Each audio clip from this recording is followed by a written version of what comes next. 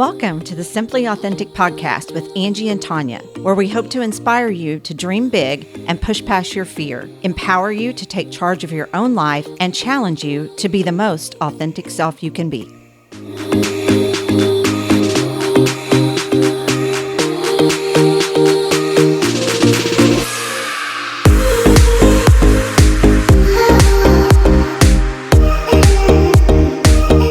Welcome back to the Simply Authentic podcast. I'm Angie Mullings. And I'm Tanya Murphin. Welcome back, guys. So we have a really exciting episode, and we have two friends of ours here, which we will have them introduce themselves here in a little bit. But we're calling this the Back Porch Hens. So you're in the hen house today. You're experiencing the hen house. And what are we going to talk about? Everything. So stay tuned because you're going to want to hear this one. So Angie, yes, let's introduce our friends. How about you go first? Yeah, so we just decided we each invite a friend, and this will be very conversational, and you'll feel like you're on the back porch with us. So my friend is Sandy Zwingle. Welcome, Sandy. Hi, this is fun. Yeah. So tell us about yourself, you Sandy. You want to do that now? Okay, Sandy, could you tell us about yourself? Absolutely. So my name is Sandy Zwingle. I am live in Nixa with my wonderful husband, Kevin. We've been married, 28 years. We have two kids, Peyton and Zach, which are little carbon copies of both Kevin and I, which is good, I guess. But yeah, and I've known Angie for a little over 11 years now. Yeah, I remember the day I walked in and met you, and it's been great ever since. So definitely a good friend. Good. Thanks for joining us. You guys met through real estate? Yeah, she walked into my office one day, and she'd been to see another not so friendly broker. And she walked in, and she was brand new to her job, had left AT&T, and she was in a marketing position. And she walked in, and didn't typically see people I didn't have an appointment with, but she looked like somebody I needed to talk to. So I did, and she sat in my office, and we had a nice little chat, and we've been friends ever since. So That was great. Well, my friend is callielinville. Hello. And Callie and I was thinking about this and what I would say, actually, and I'll be anxious to hear what you'd say. So I've known you, I feel like, since I was a child. Yes. Because our families go so far back. Yes. We have our grandmas. Yes. And I'm sure this will come up again. But both of my grandmas, paternal and maternal, were besties with your grandma. Correct. This is correct. So we have literally been at funerals, probably a lot of them, when we were little kids, and picnics and dinners and just anything. Everything. Community, just doing life together. Exactly, yes. And then we came together again through business with me working for your husband. Yes. He builds houses. So tell us about you, Callie. Yeah, I'm callielinville, and like Tanya said, we have known each other literally our entire lives. Yeah. Her first cousins were in school with me. Tanya and I have a slight age gap, but we always knew each other and knew about each other. Yeah. I live in Nixa. I grew up in Nixa. I think we're 7 or 8 generations deep in Christian County now, ish. Yeah. So we're all probably related if you are from Christian County. I have a stepson, Brett, and he's 25, and I have a grandson, Dawson. He's 4. My husband is, as we said, LG Linville, and he builds homes, residential homes. We've been married 20 years. I've been at City Utilities 19 years, and we've been building homes 18 years. Wow. We covered a lot of ground those first 24 months of kidding. marriage. So, so that is who I am and what I do, and I help him with real estate, construction. I get to do the fun aesthetic part. Yeah. Tanya gets to do the selling, and he gets to do the building. Yeah, and it's a great relationship. Yeah. I agree. Yeah. And then, unbeknownst to Kanye and I, until you guys walked in, you guys have a connection. Yeah. Go ahead, Sandy, if you want to. No, it was interesting. You reached out and you said, hey, we want to connect. We want to do this. And I was like, great. You reached out then and said, I think we know each other. And as we were talking, you know my sister, you know my brother. It's just kind of, it shows you what a small world is. Yes. I don't have 7 generations in Christian County. We lived there since 2000. It's a substantial amount of time. We're happy to have you. Yes. welcome. The unofficial welcoming wagon Right. of Christian County. But Donnie and Callie. that was nice to know. And I think your stepson Brett is the same age as my son Zach. Yes, so yeah. They were all in school together, and we were at Ridgecrest Baptist together, and they were doing youth group together. So there was some overlap, all these certainly. great little connections. I know. Which I think is so cool because Tanya and I, like I said, had no idea. So I think it's cool that you guys do have that connection. So thank you both for being here. Yes. So it's that time of year when, it's all about family and we've just gotten through Thanksgiving and now we're looking forward to Christmas. And as we were thinking about what we wanted to talk about, we thought, let's talk about family, traditions, whatever you guys want to talk about. Anybody got a cool tradition you do for Thanksgiving or for Christmas or whatever? We're all over the board. So we all live pretty close to each other and we see each other a lot. Mm-hmm. So as a child, we always did Christmas Eve at one grandparent and Christmas morning at another grandparent's. As we've aged and added people to the family, we don't have a hard set and fast rule about what we're going to do. We just know that we're going to get together, and we've really simplified things and allowed everyone just to be where they want to be. I love Advent. And I have tortured my family with Advent, and I've decided not to do that to them this year. Where you take every Sunday in December, and we would try to get together and just light the candle and have some light snacks and read through a little bit of scripture. But I promised them this year I would not torture them with Advent. I will just do my own thing. It's okay. I won't torture them. Well, gosh, I don't know why you've given in to that, Callie. It sounds amazing. Yeah, you're welcome to come over and I will make you cookies and I'll come. I will make you sit there and read something. Okay. But other than that, it's very easy. Funny. Probably holidays for me. I'm kind of a tradition person. And yes, growing up, the grandparents hosted all of these events, and then everybody has children and people kind of go different ways. So Christmas Eve and Christmas Day for me have been the same. Now we go to my cousin Dabney, who's a friend of yours. We go to her house on Christmas Eve, and then I host Christmas morning. Okay. And my mom comes to that, and then the girls' dad now comes to it because why not? Mm-hmm. It makes it easier on my children, and now that we have grandchildren, everybody just comes together and we all celebrate together. So those are the two primary holidays, and I was actually having a conversation with Lakin about her having to eventually change what is our normal, what's been our normal.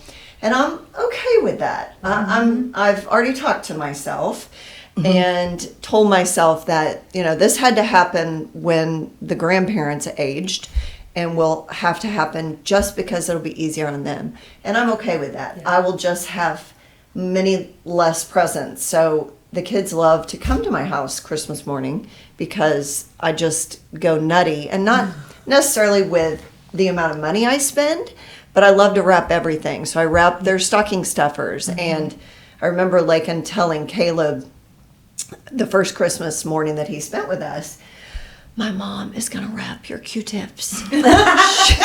She's going to wrap your toothpaste. So just be and I do. Now, the more, the more we've added and adding 2 grandkids now, I'm not wrapping all of the stocking stuffers, so it's gotten a little less. But I'll have to give some of that up, and I'm okay with that. Yeah. So that's kind of my holiday story. Okay. Or admission, my holiday admission.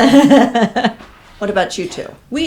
Growing up, a little bit like you, a little bit all over the board. I can go back and recall traditions dating back to my grandmother. An orange in the stocking every single Christmas, and as a kid, I was like, "Oh, great! I got an orange in my stocking." Right. But I remember that. Right. And my mom and dad. My dad was a firefighter, and so he oftentimes, as we got older, would work on Christmas Day, so the dads with young kiddos could enjoy Christmas and the Santa effect. And so, growing up as an older, we did a lot on Christmas Eve.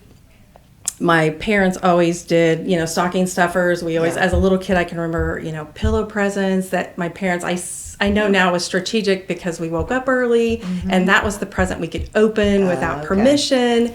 And as I started having kids, I was like, I want to do a tradition that my kids will remember. Yeah. So we shop for ornaments every year. And we did it when the kids were real little. I was just like, I'm going to buy an ornament every year. And it's going to be, Peyton's going to have an ornament, Zach's going to have an ornament, Kevin and I. And as the kids got older, it was like, we're going to go do our ornament shopping, and you're going to pick out whatever, just whatever speaks to you. And so it was always just a fun little tradition, and then we'd do dinner. Fun. Peyton got married 2 years ago, and so I was like, okay, Derek, you're in on the ornament shopping. When are we going to go ornament shopping? And I think he was like very confused. He was like, what is this? Is this a thing? And I was like, yes, it is. And we go to Hallmark, and everybody looks at all the ornaments, and they decide what speaks to them. And I think secretly, he may not admit it, and I'm saying it out loud, but I will say he had a good time. Yeah. And then we go to dinner, and so the kids just know we're always going to have an ornament, and it's really just funny how it works out. There's an ornament that just kind of jumps out. Yeah. And it means something significant for that year. So that's something that we've implemented, with the kids. I love that. Yeah. And now my son-in-law gets to have that fun. Yeah. Forward, so. And you don't have grandkids yet. That's probably going to complicate things. No pressure, Peyton. So, no pressure at all. No, I don't. But yeah, it would be fun to establish some new tradition definitely when that time does happen. Yeah. So. And I think it's great when moms and dads both are willing to be a little bit flexible, because it's not about you, right? It's about those grandbabies for the most part, and making sure that they're not being shuttled back and forth and all over the place. I love Christmas. Mm-hmm. Love it. Love to decorate. And I have fond memories of Christmas on the farm, because we, like all of us, I think, all of my family lives very close, and we went to Grandma's on Christmas Eve. We spent the night at Grandma's, so we would all spend the night and then get up the next morning, and our parents had gone to great lengths to make sure all of our presents were there, and we all got to see what everybody else got. And Grandma made breakfast, and it was just really special, and it's very, very fond memories for me. And my parents had it figured out, my parents and my aunts and uncles, because we switched back and forth. One year we went over to my dad's parents on Christmas Day, and then the next year we switched that off. So you either went the weekend before, or you went on the so it was back and forth. So at least they shared, and they were willing to share. And they had a lot more kids, 6 on my mom's side and 4 on my dad's side. So there was a lot of sharing that had to be done. Yeah. And they figured it out.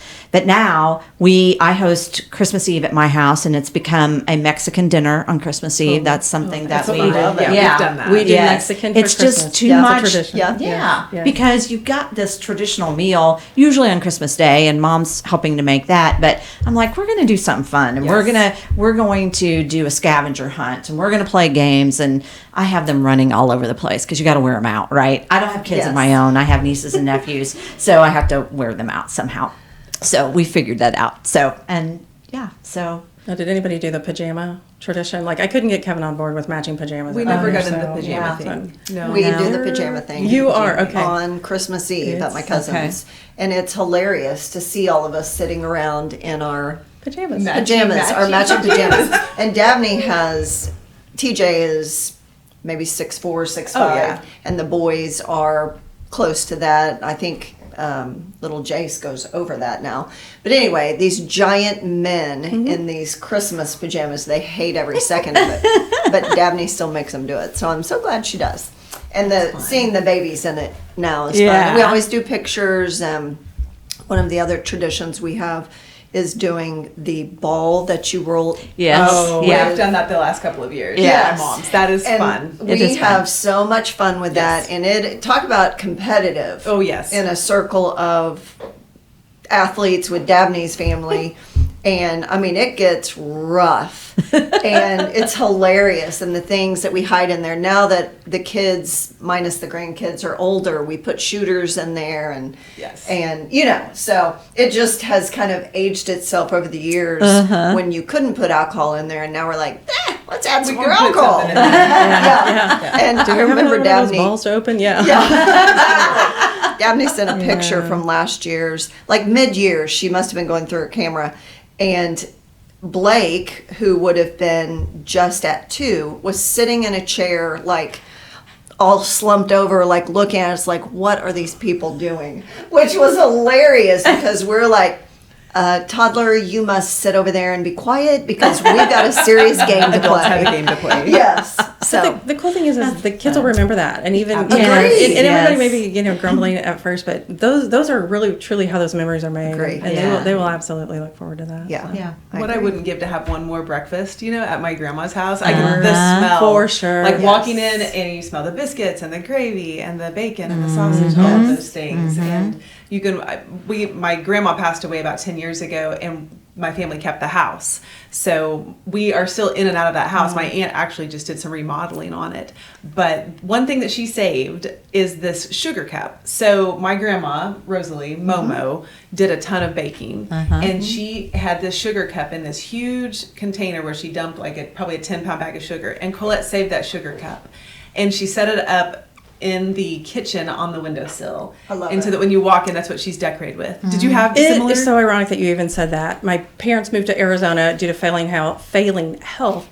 And as we cleared out my mom and dad's house, we had an estate sale. Again, they were both living. They just moved. So Peyton and I handled that whole estate sale, and we were thinking about little things that we wanted to take, just memories. Yeah. I took it was the sugar cup that my mom had. I remember it as a kid. Yes. And I know Peyton's like, okay, that's a plastic sugar cup, Mom. I'm like, no. This is more than a sugar cup. Yes. I have that sugar cup, and it's just funny that you even mentioned that. So. Like rolling pin and iron Things skillet, that things just- like yeah, that. yeah, That I just, yeah. Well, I'm so happy that we have them, and I'm so Absolutely. grateful that our family gets along really well, and we didn't have any of those. How you guys had the end of life, the will one that you guys did your other Yes. podcast. Yes. I was nodding my head along with that but I'm so grateful that my family gets along so well. We didn't have Yeah, any of those same here. complexities. Yeah. So Yeah. if someone wanted the sugar cup, they could certainly have Take it. the But sugar man, cup. I'd much rather it sit there and we can all enjoy it. Yes. Yeah. Yeah. We still use the house. Yeah. Oh, that's Yeah. amazing. And it's Yeah. so simple. That's cool. Thinking about estate sales for my grandparents that we were all involved with. One of them ended up having an estate sale, and the other one, they didn't have a sale. We all rifled through everything, and somebody came and got it. But it's amazing how you stop and the big things, like the big furniture pieces, that's not really what you want. And none of us need it, right? No. Styles have changed, and so many things have changed over the years that you're really looking for that little piece of history Yes. that will be preserved. It's preserved with you. And I say that I have, when Jack and Clara died, and that's my dad's parents, when we went through their house, they're the ones that didn't have the sale, and there was a little Bible verse that my grandma had in the window. So kind of like the sugar cup, that was always there. You standing there washing your hands, and that little guy was always there. And it's in my laundry room now. And every time I'm in there, I look at it and I'm reminded of them. Absolutely. And it's kind of what keeps us centered, I think. Absolutely. Don't you It is. think? Exactly. Yeah. Just that reminder of how you grew up and who they were. And that's a whole conversation we need to get into. But Yeah. it really is those little things that can remind you of all of the little details of that life. Yeah, it's a touch point. Like you said, your ornament exchange or your ornament buying, it's something speaks to them. And so that's what I think about when I think about my grandparents who have passed away, or aunts and uncles, they're still living. But as time goes on, your table's going to look different. So what's that touch point that you want to bring that back and to be able to hold their memory and to hold their life, really, Yeah. their Yeah. entire life, what they And with those invested in. ornaments, the kids would go back and they look at the tree and they're like, oh, it's a little mouse holding all the books. And it's like, yeah, that's the year you were just, you learned to read, and you were Right. so proud that you could read and carry Yeah. books, or when they started being athletic and there's a little gym bag with, and so they do go back and kind of look, and everything was, Yeah. It's a touchstone. continues That's- to go back and have That's those memories. awesome. Before we get away from estate sales, I have to tell you a funny story about Sandy. Okay? Oh, jeez. So I went to her parents' estate sale. If you ever need anyone to help you with a garage sale, estate sale, this is your girl. I mean, she could literally have a career in this. I walk into this estate sale and everything is like I've walked into Dillard's. It's like all organized Ooh, a and professional all shopper it's all there. And then she says, "Take this over to the cash register." I love like this. literally, she's I got a love cash this. register. like an old I love time, it. like Listen, yes. And so Peyton, her daughter's over there running the cash register, and you know they've got tubs behind her that Those are this hold is bins. hold bins, hold bins. That's right. Yeah. which were amazing. Yes. So I've Served their never seen purpose. anything like This it. is awesome. It Okay, was so- amazing. I might be a little organized, and I You said are. I said I had a mini me, and so Peyton is my mini me, and Yeah. she and I again we had to settle my mother's estate, my mom and dad's. As they moved, we did my mother-in-law's, we've done my father-in-law. So gosh. I've done 3. You're professional. People have asked us if we do this as a business, and Peyton Yeah. and I both in unison are like, no, we do not want to do this. But you forgot to mention the fanny pack, which fanny pack. Yeah. Fanny pack. Yeah. Hats off to the people that really do those estate sales, because Yes. it is a lot of work, Very and true. you are touching every single thing, and Peyton and I had to just mentally get around, okay, this is stuff, because for a minute you're like it was emotional, Yes. but then we're like, it's stuff, and we did Yes. really try to cling to those things that we knew would just bring us like, okay, this is how I want to remember. Again, it's not about the couch. Nobody Right. wants, the couch Right. isn't it? No. Like the vacuum, no. Yeah. But Right. it's really just those little things. But yeah, I take that as a huge compliment. Oh, Angie. Thank you should. Yeah. Yes. So Yeah.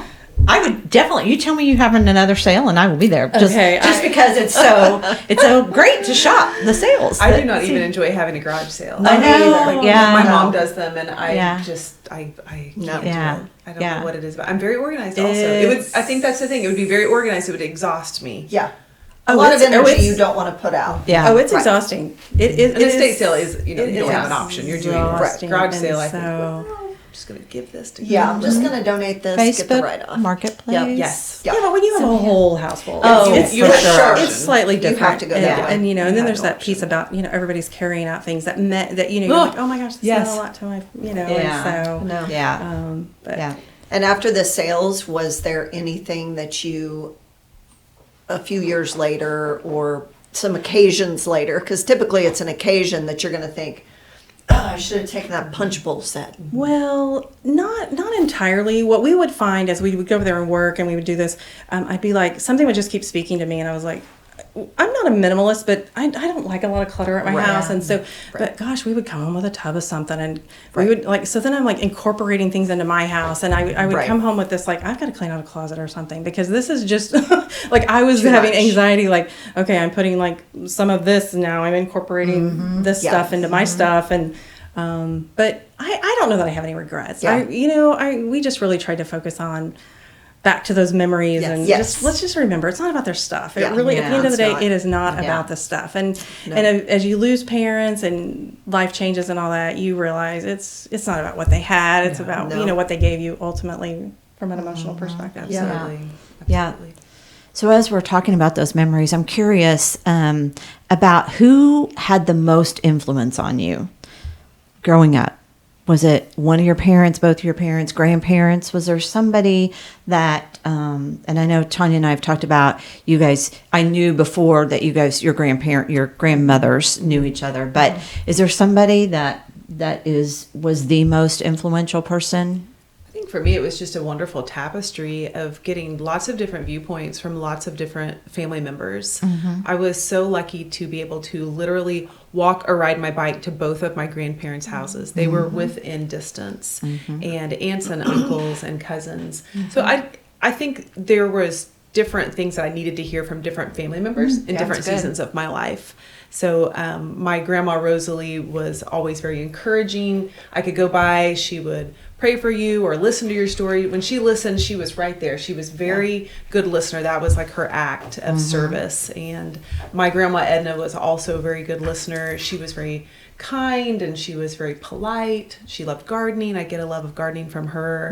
My uncle Jay was always really good about giving me life advice and business advice and common sense advice. And when you can't always hear it from your parent, I could hear it from other family members. I was Right. really Yeah. grateful for that. Yeah. So I can't pin down one. Right. Yeah. They I were think just it's right a word at the right tapestry, time. Like you said, that's a great Yeah. word. Yeah, the right of word at the right many time of for the them. right person. So. For me, I would say it was grandparents, and my grandparents on each side were very godly and faith driven, and the Gardners were more preachy about it, which growing up when you're younger, we're kids. We know everything. We don't need you to tell me that over and over and over.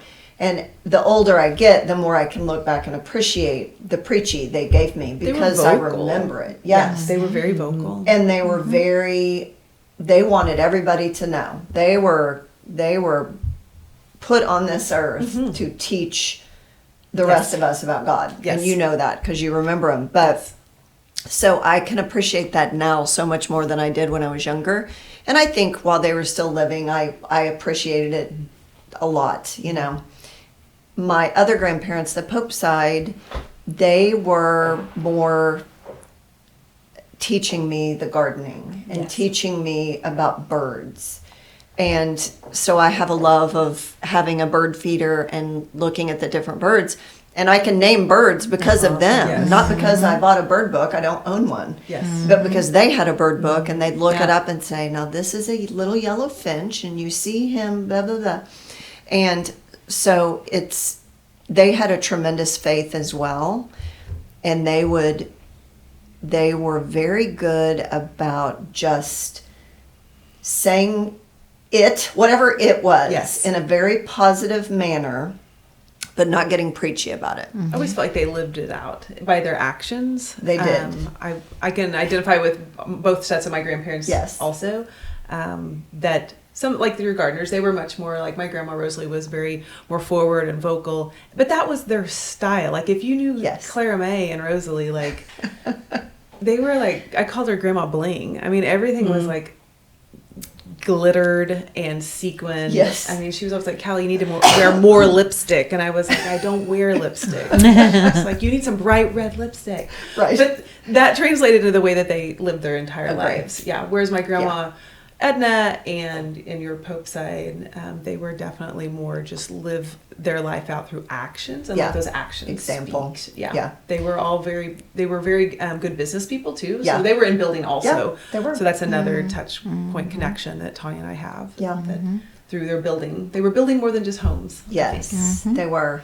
And I think that because I think I was with them more. I know I was because my dad was a builder for a long time. And then it was my mom's parents. So it just fell to that I was with the Popes more often because my mom was, dropping me off there saying, go down to Mom and Granddad's and, I'll see you after work or whatever.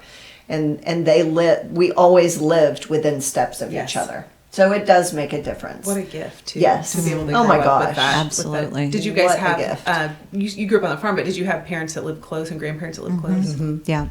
Similar kind of thing. You mentioned tapestry. Might have been a few loose threads on, like my side. No, we were very close to my mother's parents, and my great grandmother who had an orchard and strawberries, and she had a huge garden, and so I saw a different side there. I'm like you. I can't pinpoint one person that, but I think when you asked that initially, I immediately went to my dad. I'm a lot like my dad. I'm probably the female version of my dad, just very direct, straightforward, slightly obnoxious at times. And, he would tell you exactly, like no sugarcoating. And you would just, if you asked for an opinion, you got exactly what was on his mind. And so I tend to be like that. I have to throttle that a little bit just to keep friends. And so... you have one. I do. Yeah, she invited you on a podcast. She did. So thank you, Angie. My mom, I always said growing up, I said, my dad's he's a lot to take in. My mother's a saint, and they were married 60 years. And it's just, but now his parents, my other grandparents were, a lot like him. And so as a younger person, it was a little bit scary to go to, my Granny Hames because she much like my dad would tell you exactly what she thought, and the whole Hames family. So great, wonderful people. It's just different dynamics for sure. And I'm like you. I don't know that I can just say one specific, this one, but you could always count on my dad to just tell it like it is, hold nothing back. And so I'm probably a lot like that today. My kids will tell you the same thing. Okay, Mom. And don't you feel like we refine those qualities? For sure. Like maybe something that wasn't his best quality potentially through the years. Now you can see that in yourself or maybe your children and think, that is one of my best qualities, that I can say what I feel. Well, and he was a battalion chief for the Springfield Fire Department for so many years. And I mean, his job was to, act quickly, speak quickly, make quick decisions. Yeah. Obviously safety was a factor there. And so I think it's just maybe by default, but I think it was inherent in his personality. And I do try to, I'm not as obnoxious as I might say I am, but I am very direct and straightforward. And so I do try to throw out a little bit. Yeah. Angie? Yeah, same kind of. Sounds like we are all very fortunate to have grown up with great parents and grandparents, and both sets of my grandparents were wonderful. One side liked to plant, garden, very. You had this great big lake that everybody came over and jumped in the summertime, but I spent a lot of time with my dad's parents simply because they were part of that farm community. My mom and dad would milk, and so if somebody had to watch the kids, that was my grandmother. And so both sets of grandparents, so fortunate to have had time with both of them.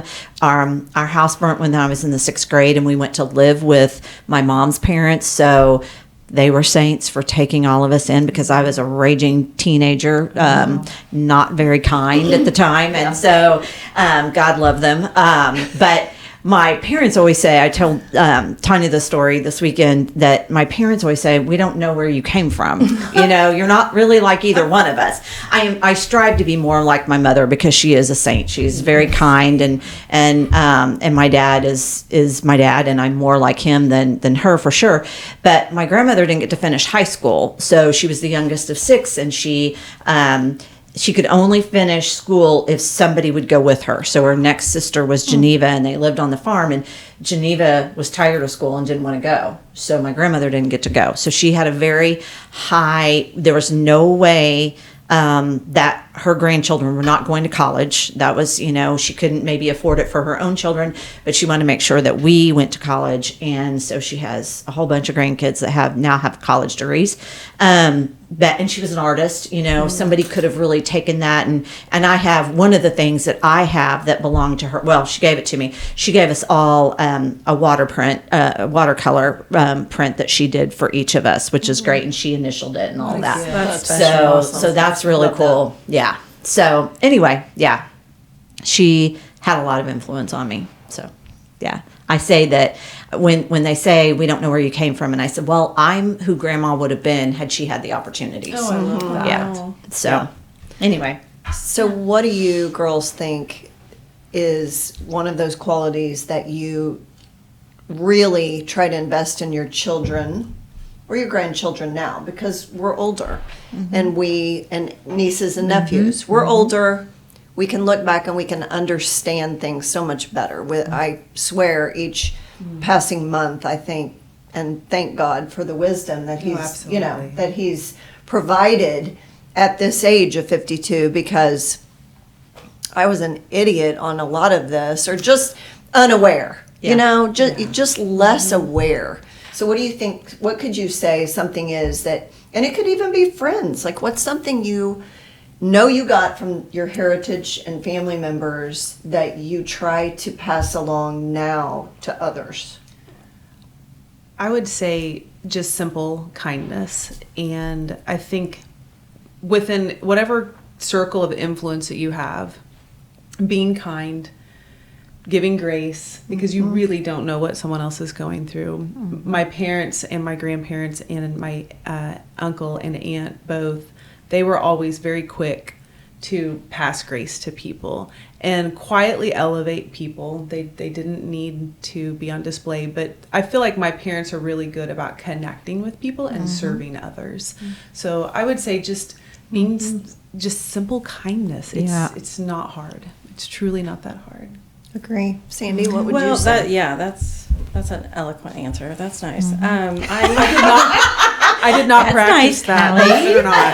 Very nice. That might be the one brilliant thing I have this week. So I've peaked early this week. It's Monday. It's Monday. Yeah. And it may sound cliche, but just more kindness in the world. Yes. That's so true. I think where I was thinking is, there were often times I remember my sister was brilliant. She was struggling to try to figure out, where am I going to go to college? What am I going to do? My dad was like, you're going to go be an engineer. You're going to go to Rolla. Yeah. And my sister, that's what she did. And her husband, he's an engineer. And so they're both very brilliant people. But I remember her saying, that's just, my dad was just like, that's what you're going to do and you're going to go. And so she was an engineer. To this day, she's a few years older than I am. She'll be like, I think I might have just rather have been a librarian. She loves books. I mean, she's this massive collection. So I think for me, it would be not doing that, trying to help my kids navigate maybe life and being independent and like being able to kind of think on their head. I always said, I take charge and a little bit like my dad and say all those things. But I feel like just helping my kids understand, how to be independent, how to think through those things. And not that my dad's direction to my sister was wrong. I mean, she had led a very successful successful career as an engineer. It was very lucrative for both she and her husband.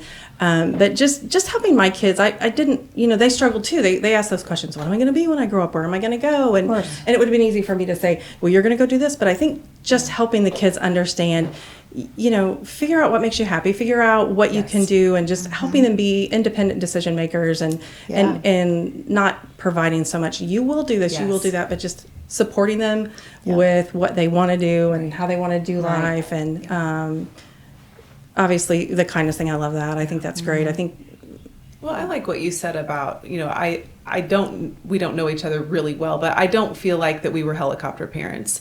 And I can kind of get that from you just in conversation and what you just said, and letting the kids figure it out sometimes, and that failure is okay. My best lessons have been learned because I failed at something. For sure. Yeah. And that's really hard as a parent, because I'm like, I have the answer. I can make this better for you, and I can save you a lot of heartache. And I think another thing too, Kevin and I were really transparent with the kids as far as sharing things that maybe we're like, gosh, we hope nobody ever finds us out about, like we made a dumb decision. Right. Yeah, I'm not talking about things that, but just, sometimes you just don't want to share everything with your kids about when I was your age, because they don't want to hear that. No. Yeah. But at some point, we sat down with the kids when they were young adults and we shared some things, and they were like, oh my gosh, you guys, we always held you guys to this standard. And so that was a real moment for Kevin and I when we shared some things with our kids, and they were like, you guys are human, and they appreciated that, and it was just kind of a cool time. I like that. But then to help them, like I said, navigate through life and try not to make all their decisions. Yeah.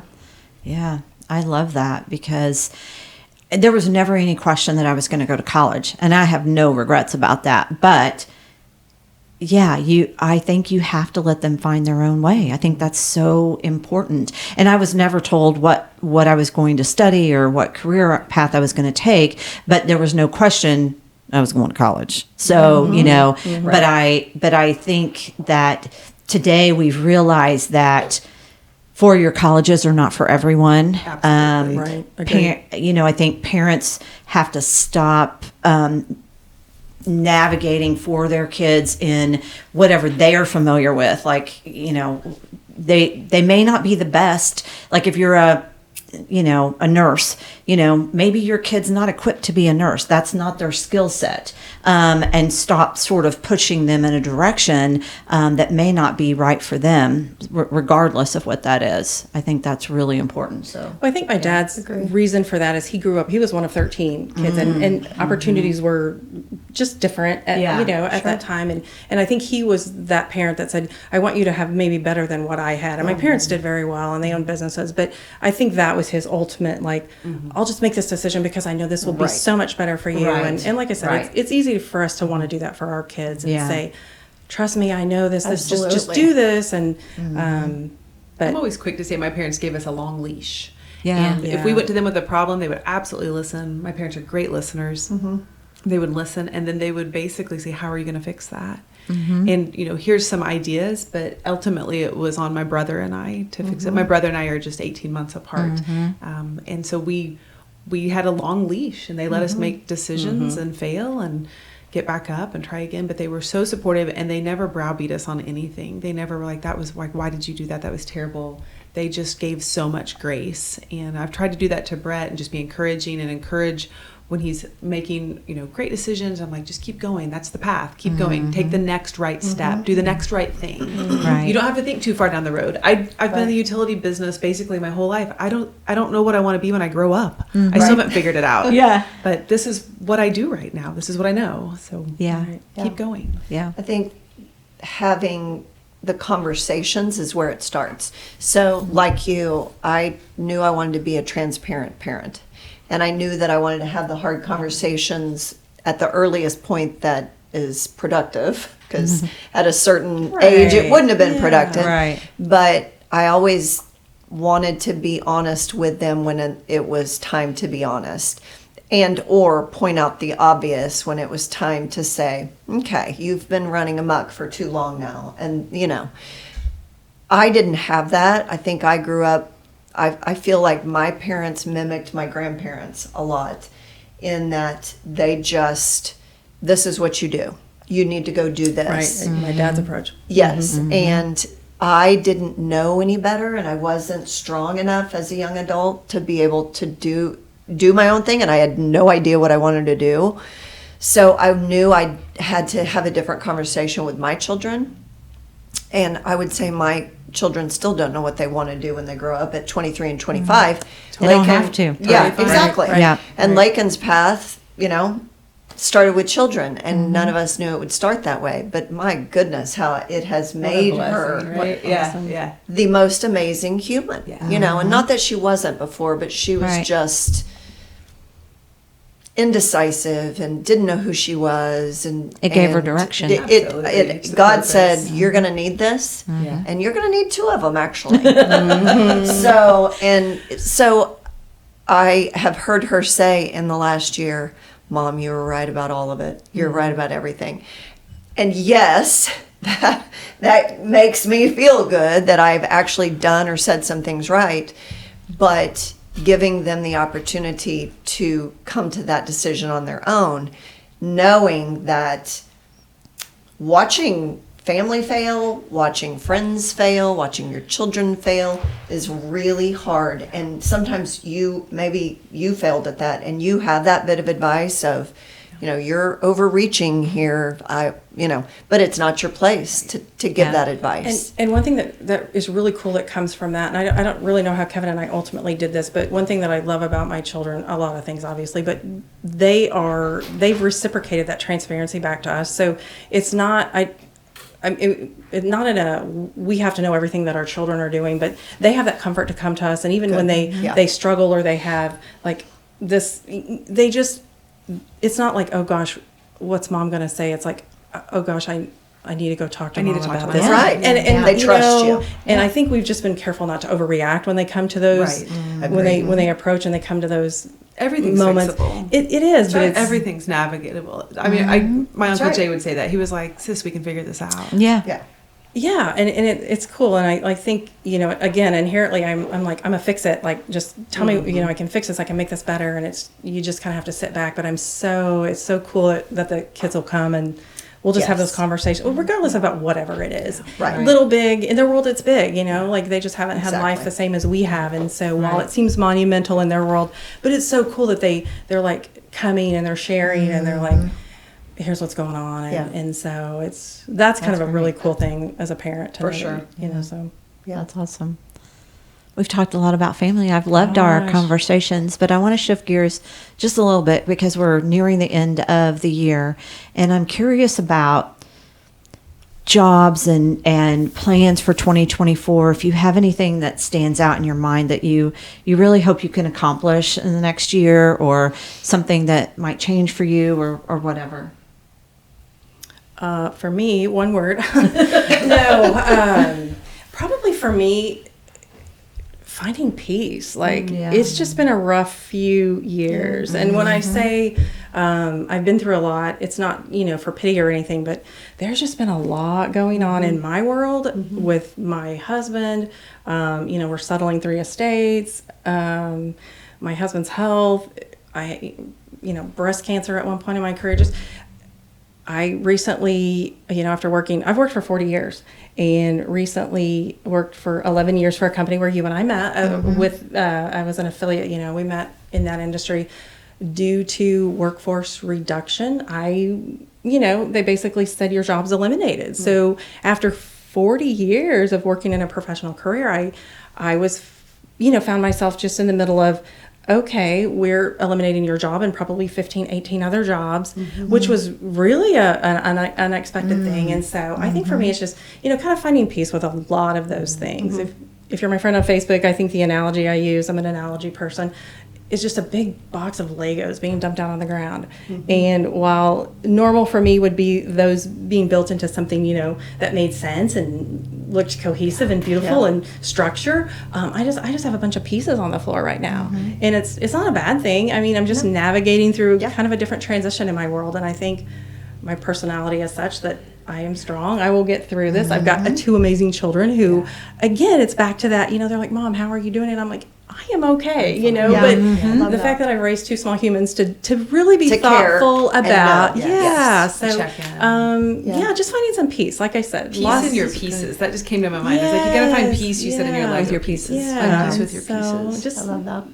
Lots of moving parts. Mm-hmm. I think you see those silly straws that kids drink out of. I feel like that's where my life's at right now. I'm just a big old silly straw right now, trying to get straightened out. So, And hearing of your estate planning methods, I'm probably thinking that you like everything to fit in the perfectly planned out box that you have laid out for yourself. Yes. So maybe this is the time that God is saying, it's no a more nudge. of that. It is definitely a nudge, and it's probably something I needed. I mean, when I got that news just a few weeks back, I literally within 2 days jumped on a plane and went to Arizona. My mom's out there, my sister's out there, my family's out there. I kind of laugh, and I'm like, that's maybe it's just the emotional detox that I needed, or and so we kind of laughed about that for a minute. But I spent time in a really pretty warm. You guys had 19 degrees here. I was in 80. It was beautiful. But, that was important for me, and it goes back to that family connection. Just really needing to be.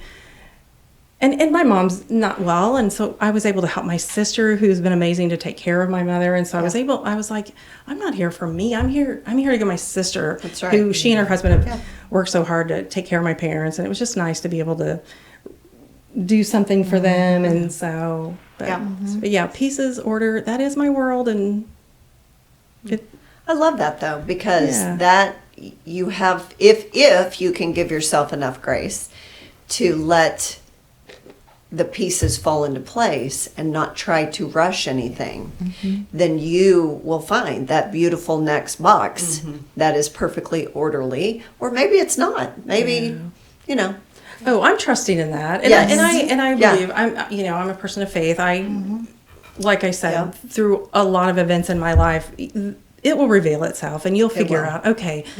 That kind of makes sense now, and so you can look back and see the longer arching ellipsis of it. I think that's when the pieces always fit together for me. I can look back at it, for sure, and see them coming together. And I think we're all professionals. I think we all just we're in control. We make our decisions, and we are in control. And for a moment in time here, I might not be fully in control. I mean, I say that loosely. I am in control, but you know what I mean. It's just like okay.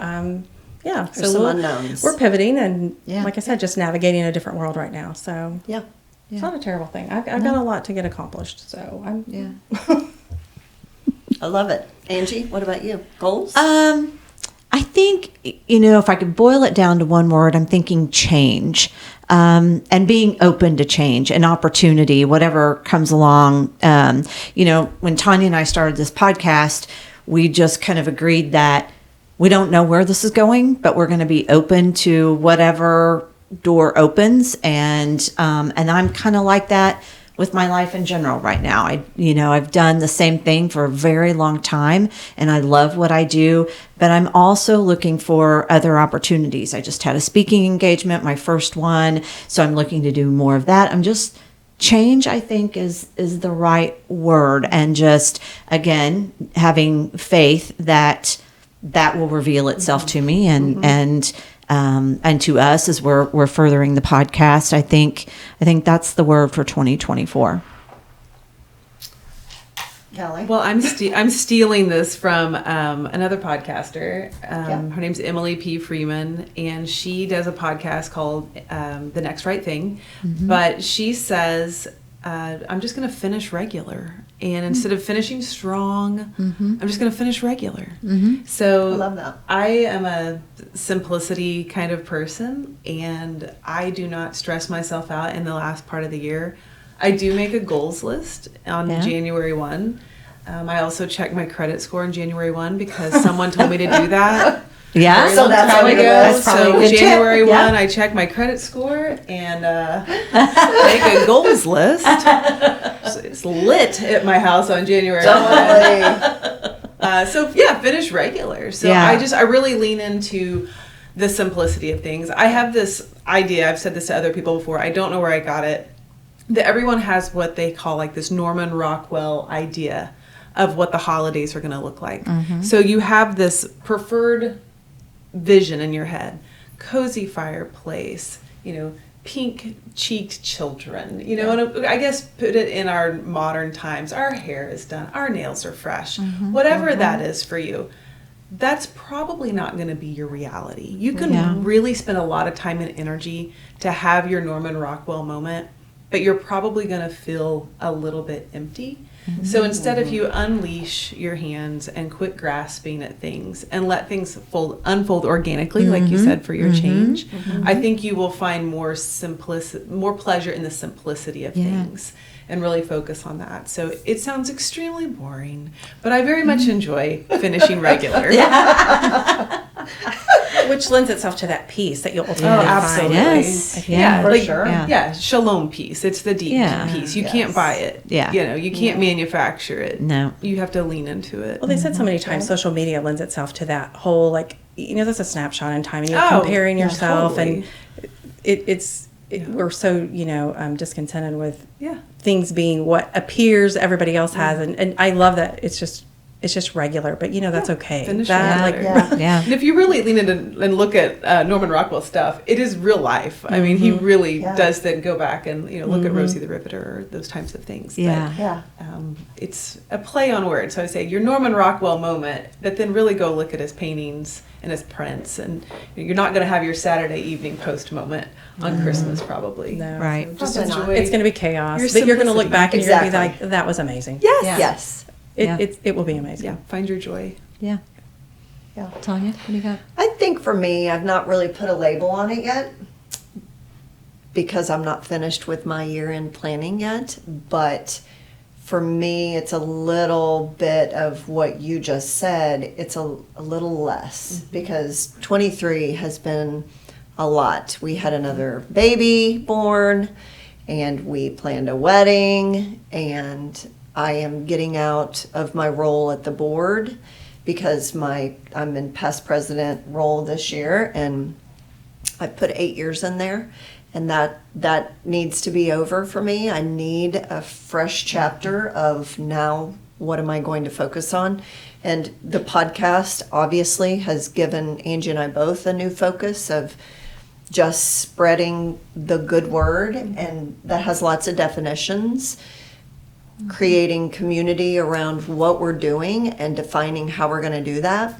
So I think, and personally, getting back to, because this year has been so nutty with planning for these things that I just mentioned, I need to get back to me. I need to get back to my yoga practice. I need to get back to my reading. I have fallen off the reading wagon completely, and I love to read and learn. And so I just need a little less, which will be more for me. That's right. Yeah. It will be life-giving for you. Yes. Yeah. For sure.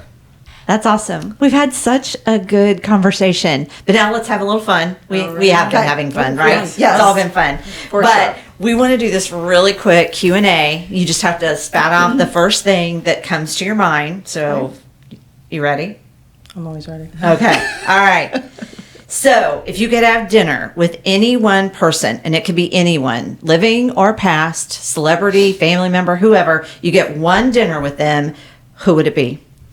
Sandy, go. I think we're all on the same page on this. I'm going to go with Taylor Swift, Travis Kelce. Oh, okay. Yeah. No, it's good.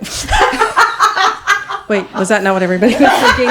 That's exactly what I was thinking. Yeah. She's the richest pop superstar on the planet right now, and he's probably the greatest of all time. What questions do you have for them? I just want to sit in their presence. I mean, Okay. Obviously, they're kind of a big deal right now. They are a big so, deal. Yeah. Huge deal. Huge deal. Yeah. If you want a serious answer, it would be my dad, really. Yeah. Okay. He passed of dementia, and I really would just like to go back to One last dinner. that quick moment before. Yeah. Yeah. I would say of my grandparents, I did not get to meet one of them. He passed away in 74 before I was born in 79. So my grandpa Milton. And I would like to meet him. Everyone said he was just a hoot, and he was born in the late 1800s, late 1890s. Wow. So they got a late start. I think he had my Uncle Jay when he was like 59. I want to say he had my Uncle Jay when he was 59, and my mom when he was 50. So I would like to meet my biological maternal grandfather that I never got to meet. That's a great answer. Probably would be a different dinner than mine, I would imagine. No, he might make me cook it like fried chicken, and I haven't cut up a chicken in like 30 years, so I don't know. Yeah, you might have to go catch You may that. catch it. Yeah, Come back to kill a chicken. Yeah, that would be different. Yeah. Oh. Tanya, what do you got? I'm going to give two answers. One would be a dinner that my grandparents prepared for all of us. And not only my immediate grandparents, but the great grandparents, because I didn't get to meet one of my granddads. And looking back, when you think about your heritage and you think about all of these people, you now can understand the personalities a little better, right? Especially of great grandparents, because you're too young. And then you hear these stories after they pass about who they were and whatever. But to have all of those people at one table and everybody cooking together at what they were good at, wouldn't that be amazing? Yeah, I like that. And then just randomly, I'd like to sit on a plane next to JFK and just kind of pick his brain and hear all the stories. Yeah, that's cool. I don't know. Yeah. So deep. You guys are deep. I was going for a good I fun will go time. with you on the Travis Kelce and Taylor Swift. I really will. I'll go and sit in the room. No, certainly. I'm just telling you. No, grandparents are great. They are. Angie, what was your answer?